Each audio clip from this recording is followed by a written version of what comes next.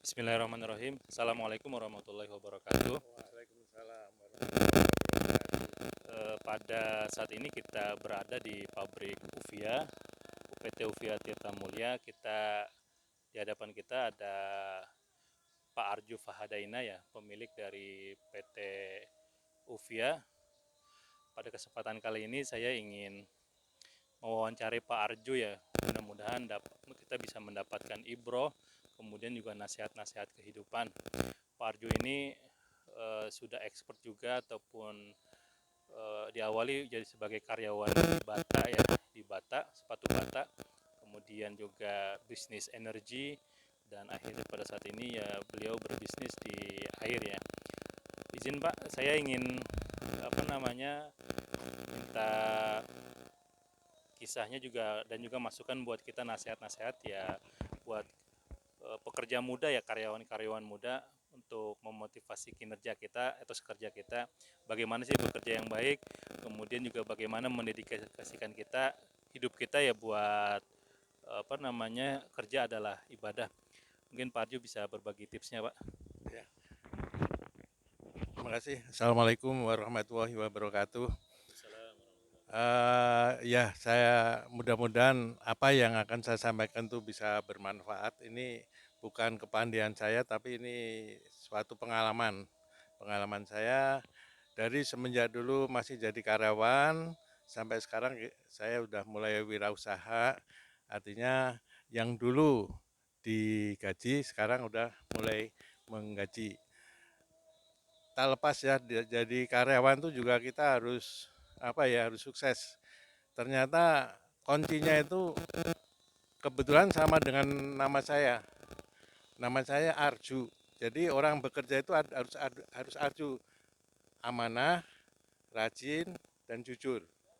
Nah, kalau udah tiga ini diterapkan dalam bekerja, insya Allah akan sukses. Karena apa? Karena kita tidak akan memberikan kesempatan pimpinan itu menilai jelek pada kita. Selalu menilai, wah ini orangnya amanah, rajin, dan jujur. Apalagi yang diperlukan. Jadi itu yang saya terapkan di diri saya, sehingga katakanlah sebagai karyawan ya alhamdulillah bisa dipercaya oleh pimpinan-pimpinan, baik itu pimpinan waktu itu yang masih orang-orang dari luar negeri ya, orang bule katakan, itu pun sampai sama-sama udah keluar dari PT Sepatu Bata, yang namanya Mr. Shato itu dulu direktur marketing Bata itu mencari saya, padahal rumah saya di Kampung Rambutan itu becek. Nah, itu awal bule masuk kampung itu mencari saya karena sifat amanah, rajin, dan jujur itu. Saya diajak bekerja sama Mr. Sato, membantu dia membuat perusahaan baru begitu. Nah, itu yang saya rasakan kenapa kemudian saya bisa bekerja di mana saja, dipercaya dari Bata, kemudian pindah ke sepatu Nike, kemudian habis itu alhamdulillah bisa berwirausaha. Nah, wirausaha ini mesti kan perlu modal ya, perlu modal. Selain modal semangat sama amanah, rajin, dan jujur tadi, ada uang. Nah, uang ini dari mana? Nah, ini tidak lepas dari zakat, infak, dan sodako. Sebelum saya ke Jakarta, bapak saya selalu pesan, ayah saya pesan, nanti kalau sudah bekerja atau jadi orang jangan lupa zakat, infak, sedekah itu harus dilaksanakan. Nah, ini terbukti pada waktu Krismon. Waktu Krismon itu tiba-tiba saya jadi orang kaya. Nah, kenapa? Sebelum Krismon kan tahun 97-98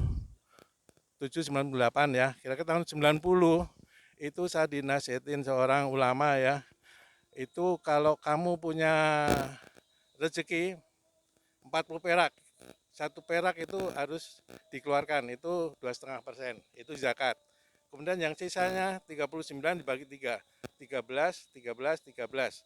13 pertama untuk dimakan, 13 kedua itu untuk tabungan, untuk zakat dan untuk infak yang lain. Kemudian yang 13 berikutnya ya untuk pengembangan usaha lagi, di mana kita dapatkan rezeki kita gitu. Itu tahun 91 saya coba begitu. Zakat udah pasti, tapi kalau yang 13 atau katakan 33% itu kan gede ya. Tapi saya usaha semaksimal mungkin. Nah, pada waktu Krismon itu kenapa sebelum Krismon itu uang yang saya dapat itu saya simpan dalam US dollar sama Singapura dollar. Sehingga waktu Krismon itu Masya Allah ya, jadi uang saya jadi banyak sekali. Karena waktu saya beli dolar itu sekitar 16.600 jadi 16.000. Nah, dengan uang itu saya bisa memulai wirausaha.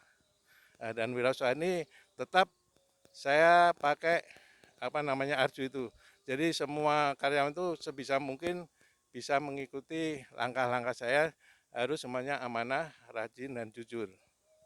Nah, saya kira itu apa yang menurut saya itu perlu apa saya sharing ya kepada mungkin adik-adik saya atau siapapun, coba coba apa terapkan itu amanah, rajin dan jujur. Amanah apa itu kita laksanakan. Ya kita kerja harus rajin, kemudian harus jujur. Ya tiga itu Pak Mohan. Itu sangat penting sekali dan itu saya rasakan itu yang mempengaruhi hidup saya dari apa minus katakan ya menjadi baik dan lebih baik lagi. Itu aja Pak. Terima kasih. Terima kasih Pak Arju, mudah-mudahan sedikit pesan ya, amanah, rajin dan jujur ya, seperti nama Pak Arju. Arju ya, amanah, rajin dan jujur. Mudah-mudahan kita bisa mengimplementasikan, kita sebagai pegawai, kita juga sebagai wira swasta. Cukup dari kami. Assalamualaikum warahmatullahi wabarakatuh.